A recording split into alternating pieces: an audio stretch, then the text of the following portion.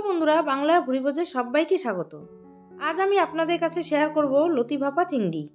বন্ধুরা, এভাবে লতি ভাপা কখনো খেয়েছেন কি? আশা করছি বন্ধুরা অন্তত একবার এভাবে লতি ভাপা বানিয়ে সবাইকে চমকে দেবেন যে কতটা টেস্ট হয়। অনেকেই অনেক রকমভাবে লতি রান্না করে থাকেন। আজ আমি আপনাদের রিকোয়েস্ট করব, একবার আমার মতো করে লতি বানিয়ে দেখুন। আমি বলবো একবার বানালে বারবার বানাতে ইচ্ছে করবে। তাহলে বন্ধুরা আর দেরি না করে রান্নাটা শুরু করা যাক। প্রথমেই আমি এখানে 2 মুঠো লতি নিয়ে পরিষ্কার করে ছাড়িয়ে এভাবে লম্বা লম্বা করে কেটে ধুয়ে নিয়েছি। তারপর এখানে মাঝারি সাইজের চিংড়িগুলোকেও খোসাগুলো ছাড়িয়ে ভালো করে ধুয়ে নিয়েছি। এখানে 250 গ্রামের মতো চিংড়ি মাছ আছে। এবার চিংড়ি মাছের মধ্যে নুন আর হলুদ দিয়ে ভালো করে মেখে নেব।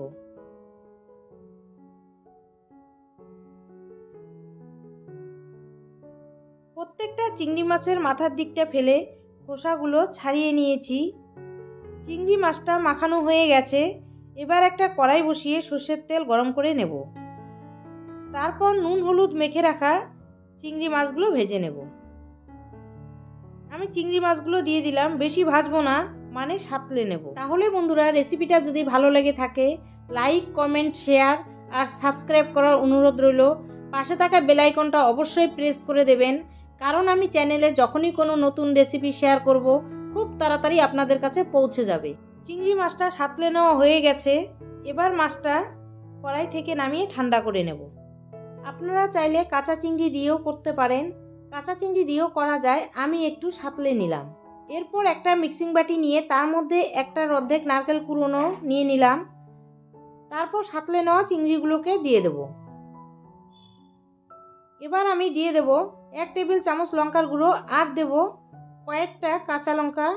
আপনারা যে যার ঝাল অনুযায়ী লঙ্কাটা দেবেন। এবার আমি ভালো করে একটা মিহি পেস্ট করে নেব। পেস্ট করে নিয়েছি। এবার গ্যাসটা জ্বালিয়ে কলা পাতাটা সেঁকে নেব। যেহেতু আমি কলা পাতার মধ্যে পাতুরি করব, কলা পাতাটা এভাবে সেঁকে নিলে কলা পাতাটা নরম হবে আর ফোল্ড করার সময় ভাঙবে না।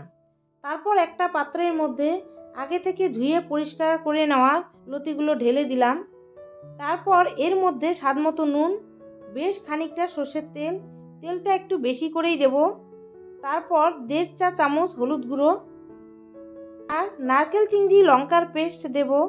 পুরো পেস্ট দিয়ে দিলাম। আর 3টে বড় সাইজের পেঁয়াজ কুচিয়ে রেখেছিলাম দিয়ে দেব। এবার ভালো করে সমস্ত মশলার সাথে মিশিয়ে নেব। বেশ কিছুক্ষণ চটকে ভালো করে মেখে নেব। এই কাজটা কিন্তু কিছুক্ষণ সময় নিয়ে করতে হবে।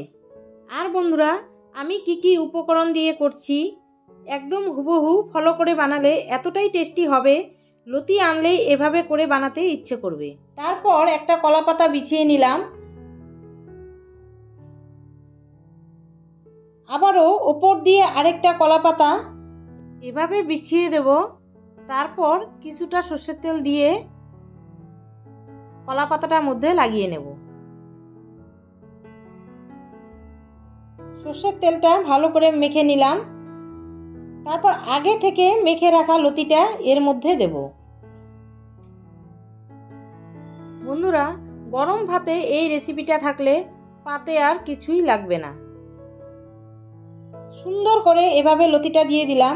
এবার কলা পাতাটা কড়াইয়ের মধ্যে বসিয়ে সামান্য জল দিয়ে পাত্রটা ধুয়ে লতি মেখে রাখা পাত্রটা ধুয়ে সামান্য জল দিয়ে দেব। খুব বেশি জল দেব না, জাস্ট পাত্রটার গায়ে লেগে থাকা মশলায় যতটা জল লাগে। এবার লতিটা ভাপানোর জন্য গ্যাসটা জ্বালিয়ে 5 মিনিট ঢাকা দিয়ে হাই ফ্লেমে রেখে দেব। 5 মিনিট পর লো ফ্লেমে রেখে দিতে হবে। কলা পাতা এভাবে মুড়ে ঢাকা দিতে হবে। লতি ভাপানো কিন্তু অলমোস্ট রেডি। এবার আমি দেখে নেব। আর বন্ধুরা, পাতুরিটা করতে প্রায় সময় লেগেছে 1 ঘন্টা। প্রথমে 5 মিনিট হাই ফ্লেমে রেখেছিলাম, তারপর 55 মিনিট লো ফ্লেমে রেখেছিলাম। মুড়িয়ে রাখা কলা পাতাটা খোলার সাথে সাথে এত সুন্দর গন্ধ বেরিয়েছে, দারুণ হয়েছে বন্ধুরা, খেতে কিন্তু অসাধারণ হয়েছে। এবার কড়াইয়ের উপর থালাটা বসিয়ে এভাবে করে কলা পাতা থেকে ছাড়িয়ে নেব। কলা পাতা থেকেও এই লতিটা খেতে বেশ লাগে। বন্ধুরা, আমার মতো করে একবার বানিয়ে খেয়ে দেখবেন, ভীষণই ভালো লাগবে। আশা করছি বন্ধুরা একবার লতি চিংড়ি পাতুরি যে যাই বলুন একবার ট্রাই করে দেখবেন। তাহলে বন্ধুরা আজকের মতো এই পর্যন্তই। ভালো থাকবেন, সুস্থ থাকবেন। ধন্যবাদ।